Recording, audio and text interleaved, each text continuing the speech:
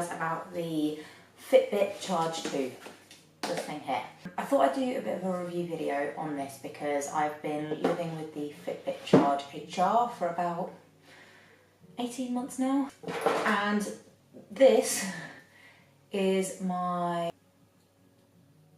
6th one. So the Fitbit Charge HR, for anyone who has had one, there is a bit of a known issue with it in the band. I don't know if you can see this. The band comes away from the screen a little bit, so you get this sort of air bubble going on, which was very annoying. First time it happened, I thought, oh, I've only had this thing for 3 months, that's not ideal. And for any other product, if it had broken this many times, it would put me off using the product, put me off using the company, etc, etc. Fitbit's customer service is fantastic. They have replaced it time and time again. I know multiple people who have had this product, they've been in exactly the same position. You know, they know it's an issue, they know it's a bit of a manufacturing defect, so they've stopped making this now. They don't make any more of them, but they are continuing to replace the ones that are breaking and are still within their extremely generous 2-year warranty. So for that reason, I've had a lot of these. Now, the last time this happened, so this is my most recent one, I sent them an email. You get this form through and you have to select what colour and size you want. I wanted exactly the same one, so I wanted a black in size large, and they emailed back and they said, unfortunately, we don't have any of this colour in this size, would you like these colours instead? And I went back to them and just said, you know what, I'm happy to wait, but I do really want a black one. Goes with everything. I don't really want to be having to think about what clothes I can and cannot wear with something that remains on my wrist permanently. So they then emailed back again, very kindly, and offered me the Charge 2 instead, which puts me in quite a good position, I think, to be able to compare the two of them. So I got this one about 3 weeks ago now. Main difference is it has a bigger screen to start off with. So that is the screen for the Charge 2, and that is the screen for the Charge HR. So it's quite a big difference. Now the HR's dead, it's got no battery, but all you would be able to see is the time on that one, whereas that you've got the time, the date, and the number of steps that you've done so far. Now, in terms of functionality, one of the things I liked most about the Fitbit Charge HR, the original one, was the Fitbit app that comes with it. I just think it's a really good looking platform. You can customise the dashboard that you see when you open up the app, so if your main goal is to see how many steps you're doing, that's going to be at the top. If you want to monitor how many days exercise you're doing per week, you can put that right at the top. So for me, that was quite a big thing. I wanted to monitor that. Monitoring my sleep as well has been something that I have done through the Fitbit app. So I've spoken about it a little bit before, but I have had some sleeping problems over the past 14 months now. So that has been really valuable in terms of knowing exactly where I'm at with my sleep. When I was recording it on my old Fitbit, it would just show me when I was awake and when I was asleep and when I was restless. I think those are the 3 options. Whereas with this, it actually shows you how long you spent in deep sleep, light sleep, and awake as well. So it's got a little bit more detail about the quality of sleep that you're getting, because actually there's no good just getting 8 hours sleep if all of it has been really rubbish quality sleep. So it's quite good to see how much deep sleep you're getting. But if for you your goals are completely different, then you can customise your app in a different way. So you can kind of move things around, you can remove things from the main screen if you need to. Now, one of the biggest problems with the Charge HR, the original one, it didn't have any GPS. If I was going out running, which I do quite regularly, I would have to use my phone, but I would also want to record it as an exercise on my Fitbit. So I would kind of record the same run with 2 different methods. Now, one thing I did notice is that according to the Fitbit app, my distance was always considerably less than Strava thought it was. So Strava is the app that I use to record runs using my phone's GPS. So one of them isn't accurate. You know, I've done tests based on distances that I know are 1 kilometre and I've tried it. Strava's always pretty much spot on, and the Fitbit app always is about 60%. So if I have run 1 kilometre, it will say I've run 0.6 kilometres. So with the old Fitbit, that was done purely on the distance of your stride. So how many steps were you taking, and then it would estimate roughly how far you'd gone based on the amount of steps. This one's got the ability to use your phone's GPS. So it doesn't have built-in GPS. It doesn't mean I can leave my phone at home. But what it does mean is that I can actually use the GPS for accuracy. So if I'm on a run and I want to know how far I've gone, I don't have to kind of estimate. I can just look at my wrist and think, oh, okay, that's cool. I've done a kilometre. And it will be accurate with my Strava. Now, the first time that I took this thing out for a run, what I didn't realise is that actually you can feed into the Strava app just from your wrist. So you don't actually have to set Strava to record your run. So I thought I would take this out and just have a bit of a play around, because the first time I noticed it, it was a bit of a fluke really. I just logged into my Strava and noticed that there were 2 runs recorded. So I took it out for a run straight from home, and this was the first time that I wanted to use just the Fitbit to record it. So I didn't press go on Strava, just pressed my button on the side and went for it. Now, this threw up a little bit of an issue, which I've worked out how to overcome, so it's fine, but just something that I thought I would mention for this video. So if you are running straight from home, you will be connected, most of you, to your at-home Wi-Fi when you leave your run, which is exactly what happened with me. I was connected to my at-home Wi-Fi, started running, pressed go on my Fitbit. Now, what I didn't realise until a little way into my run was that actually, when it disconnects from Wi-Fi, it actually stopped it from recording, so it didn't have the ability to then just pick up with the 4G. Now, that could potentially be because I'm not going to say I live in the countryside, like it's fairly built up, but it's not a great, 4G zone. At most you're going to get 3G. It really struggled to pick that back up again. So the rest of the run actually wasn't being recorded on the Fitbit. Now, when I realised that, it was because I looked at my wrist and it was flashing. It said check Fitbit app. So it does try and notify you. Be nice if it maybe had like some sort of vibrate alert. I had a look at the settings. I couldn't work out how to set it to do that, but that actually would have been really handy, because then I would have realised right at the start.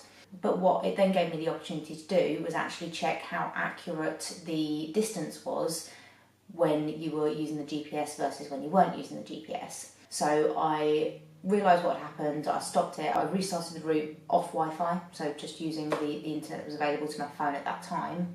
And then I retraced my steps. And actually the difference between how far it said that I'd gone on the first run versus how far it said I'd gone on the second run was quite considerable. That is one kind of little glitch that I picked up with it so far, but actually all you need to do is just turn off your phone's Wi-Fi when you start running, and then that shouldn't be a problem. It took me a while to work out how to record different types of exercise. That was another thing. So you press the button on the side and then it eventually gets to run, which is my primary exercise. You can change the order, so if you're not a runner and you think I'm never going to be pressing run, then you can change it so that weights or just workout is your top priority. But for me, the majority of the time I'm running. Okay, so you're here, you got your time, you got your steps. You can then press it once, twice. Okay, so that's where my exercise is. Now, I couldn't work out how to change it from run. It's actually a tapping thing, so you flick through, you're only ever going to get to your primary exercise until you start tapping. And then once you want to start it, so say I'm doing weights right now, you just hold the button and then it's going to start. Now when you're there, you can actually change what appears in that top section. So if you want to see the time, if that's kind of quite key for you, then you can put that there. If you want to see your heart rate, calories burnt, then you can just flick around and make that what you need it to be. Now when you're running, what's quite handy is that you can actually set it to kilometres, which is how I've got it set at the moment. So you can see at a glance how far you've gone. Now if you then want to know what the time is, you can, just by tapping around, but you can set it so primarily you're looking at the kilometres. So the information available on the screen is different depending on which activity you're doing. But there is a certain level of customisation there, which I think is quite cool. On the Fitbit app, there's a bit of a community vibe as well, which I think always helps when especially when you're starting out trying to, get towards your fitness goals. Just little things like having a step competition can be quite fun, quite silly, but it can encourage you to get up and get moving. I know when I first got my Fitbit, it was quite near the start of my I want to say my fitness journey. It was when I was starting to really make fitness a main focus in my life. So me and my sister, we got them at the same time, and we would quite regularly be walking around the house aimlessly trying to beat each other on step challenges, which sounds stupid, but hey, it's exercise. Anything that can get you exercising and not feel like you're exercising is okay in my books. So all in all, I really do like the Fitbit Charge 2. The Charge HR was fine, like, you know, it was fairly cheap for what it was. A couple of years ago I paid £99 for it. It has a heart rate monitor and everything. This new one I think retails at about £150, so it is a little bit of an uplift, but actually in terms of what it can do, there is a lot more that it is capable of doing. I would recommend it. The Fitbit app I think is great. The community vibe, as I mentioned before, and actually the battery life on this new one, I haven't run out of battery yet, and I leave it about 5 days between charging, and it's never got beyond halfway. That's like the lowest that the battery's got. So actually the battery life on this thing is superb compared to the old one, which 3 days max if you're using it quite regularly. Another thing I wanted to compare as well actually was the chargers. This sounds really lame, but this charger for the Charge HR, really flimsy. It was actually really difficult to get it to stay in the back. So if you were using a portable charger and you had the Fitbit in a bag with this, it wasn't very secure. It didn't stay kind of clipped in. Whereas this one, look at that. That's a beast of a charger. I'm going to show you how this plugs in actually, because I know I'm not the only one that's going to like this. So it's got like a little gap to show you where the button goes, and you just sit it in there and it just clicks. But if you've got a portable charger and you want to charge that in your bag, there ain't no way that's coming unplugged. That's there for life. That's sticking. I can get message previews on it. No, I can't reply, but actually I've got a phone. I can reply on my phone, so that doesn't really bother me. You can actually change the strap on this, which in all honesty, I don't know if I will be. Like, I quite like it being a black strap, but if you're going out to an event and you want something to kind of match your outfit, but you don't want to take the whole thing off, you can do that. So you can get some really pretty straps to go with it as well. And also for cleaning, I found that this one cleans a lot better. We're all a bit gross. You're going to get a bit of, dead skin, a bit of perfume on the underside of it. And I found with the Charge HR it was actually really, really difficult to clean because it's got these like little screw holes, and it gets all like sweat and stuff stuck in it. So you have to like clean it with a toothbrush, which isn't ideal. Whereas with this one, the back of it is actually, so aside from the bit where you can snap off the strap either side, this bit in the middle is actually pretty flat, so you can wipe that clean pretty quickly. Another great thing in terms of fitness tracking is that you can actually link it in with MyFitnessPal. So if you are the kind of person that wants to keep an eye on what you're eating and kind of recording using that, it will feed into that. So you would have seen on the dashboard there's a little bit about, I think it says calories in, yeah, calories in. And you've also got the water tracker as well. So if you were recording in MyFitnessPal, then it would just download the information straight from that app. So you don't have to double record. It can just kind of collate it all in one place, which is great.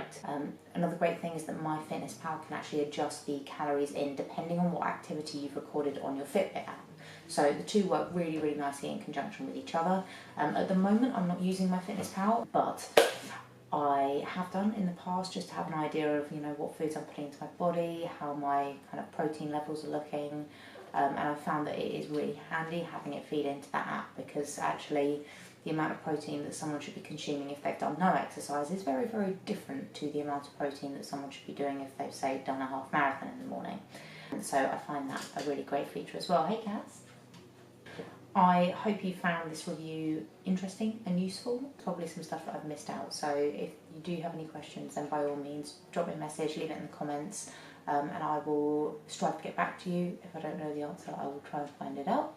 That is all from me, so if you enjoyed this, please like the video, subscribe to my channel, and I will see you next time.